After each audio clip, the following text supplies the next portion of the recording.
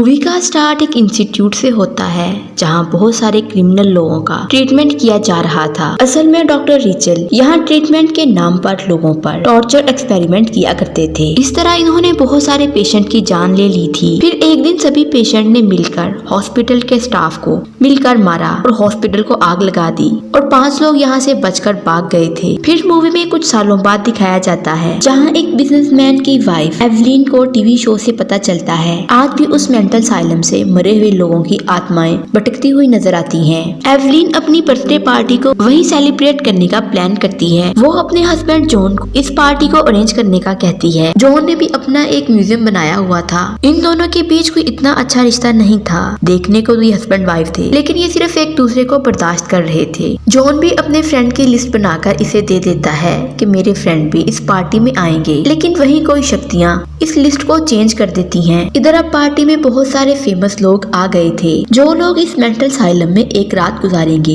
ये लोग इन्हें $1 मिलियन देंगे और अगर कोई ऐसा नहीं कर सकेगा तो उसके सारे पैसे दूसरे को दे दिए जाएंगे। अब ये सारे इस हॉन्टेड हाउस में आ गए थे पैसों के लालच के लिए। जब ये लोग अंदर आते हैं तो इन्हें ऐसा लगता है कि यहाँ कोई पार्टी नहीं होने वाली। फिर इनको छत पर एक खौफनाक पेंटिंग बनी नजर आती है जिसे देखकर प्रीचर बताता है कि मैं डीमन और इस तरह की बहुत सारी चीजों के बारे में जानता हूँ क्योंकि इस बिल्डिंग को मेरे ग्रैंडफादर ने बनाया था और मैं यहाँ अपने फादर के साथ काफी टाइम रह चुका था और मैं जानता हूँ ये एक हॉन्टेड प्लेस है। इतनी देर में वहाँ पर एवलिन आ जाती है। इस पर कांच के टुकड़े गिरने लगते हैं, लेकिन एडी इसे बचा लेता है। जॉन एवलिन को ब्लेम करता है कि ये सब तुमने ही किया होगा क्योंकि इन दोनों के बीच अच्छा रिश्ता नहीं था। एवलिन ने जॉन से सिर्फ पैसों के लिए शादी की थी। जॉन काफी बिजनेसमैन टाइप का आदमी था। फिर जॉन गेम को स्टार्ट करता है और यहाँ आने वाले तमाम लोगों के नाम इसने चेक भी बनाकर रख दिए थे। वही प्रीचर अपना चेक लेकर यहाँ से जाने लगता है। यही इस बिल्डिंग के नीचे एक मशीन अपने आप चलने लगी थी जिससे यहाँ के डोर अपने आप बंद होने लगे थे। ये सारे देखकर हैरान होते हैं कि ये क्या हो रहा है। प्रीचर कहता है कि बिल्डिंग का डिजाइन ऐसे तो नहीं बनाया गया था। इसके फादर ने रिकंस्ट्रक्शन करते हुए उस मशीन को डिस्ट्रॉय करने की काफी कोशिश की थी, पर यह हॉन्टेड हाउस उनको खा गया था। तब से ये घर द हाउस ऑन हॉन्टेड हिल के नाम से जाना जाता है। ये लोग अब कॉल करके किसी को हेल्प के लिए बुलाते हैं। प्रीचर इनको बताता है ये घर जिंदा है और किसी को भी यहाँ से जिंदा नहीं जाने देगा और सुबह होने तक सब मारे जाएंगे। जॉन को लगता था कि एवलिन और प्रीचर मिलकर ये सब ड्रामा कर रहे हैं। अब जॉन, प्रीचर और मेली इसको कंट्रोल करने के लिए बेसमेंट की तरफ जाते हैं।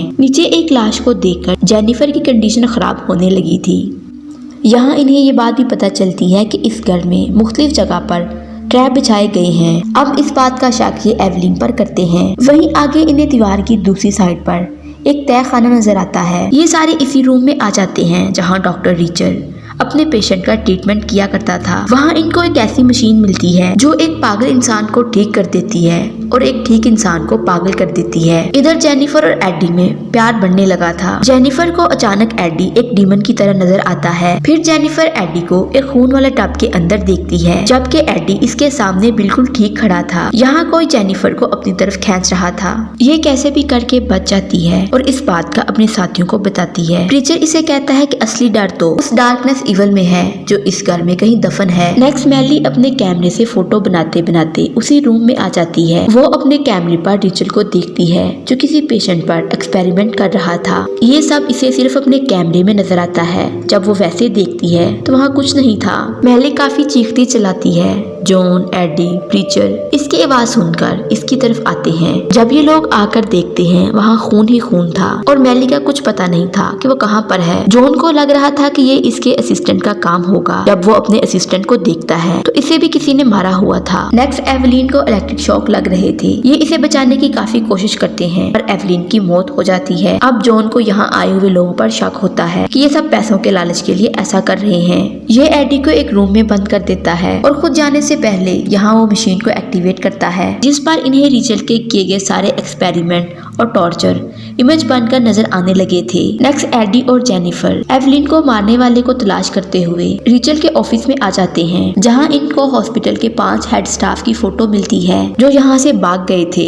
इनको गौर से देखने के बाद जेनिफर को पता चलता है कि ये लोग हमारी फील्ड के थे। वहीं प्रीचर आता है। वो इन्हें बताने लगा था कि वो लिस्ट जॉन ने नहीं बल्कि यहाँ हॉन्टेड क्रिएचर ने बनाई थी। वो उन सब से बदला लेना चाहता है जो उस टाइम बच गए और यहाँ से भाग गए थे। यहाँ ये बात पता चलती है है कि उस लिस्ट में ब्लैकबर्न का नाम नहीं था। एवलिन और ब्लैकबर्न दोनों ने मिलकर एवलिन के मरने का ड्रामा किया था ताकि सब जॉन पर शक करके उसे मार दें, लेकिन ऐसा नहीं होता। ब्लैकबर्न एवलिन का लवर था, लेकिन एवलिन एक नए प्लान के मुताबिक ब्लैकबर्न को मारकर इसके टुकड़े चैम्बर में लटका देती है। अब इनका शक जॉन पर जाता है। वहीं जेनिफर जॉन को खून में रंगा देखकर सारी गोलियां इस पर बरसा देती है। एडी और प्रीचर जेनिफर को पकड़कर ले गए थे। इधर एवलिन जॉन की लाश के पास आकर कहती है, मैंने तुम्हें मरवा दिया है, मुझे सिर्फ तुम्हारा पैसा चाहिए था। लेकिन जॉन एवलिन से भी ज्यादा तेज था। इसने बुलेट प्रूफ जैकेट जो हर टाइम पहने रखता था पहनी हुई थी, ये मरा नहीं था। अब इन दोनों के बीच खूब लड़ाई होती है। लड़ते लड़ते एवलिन घर के उस तहखाने में जा गिरती है जहाँ डार्कनेस इवल था। अब इस इवल ने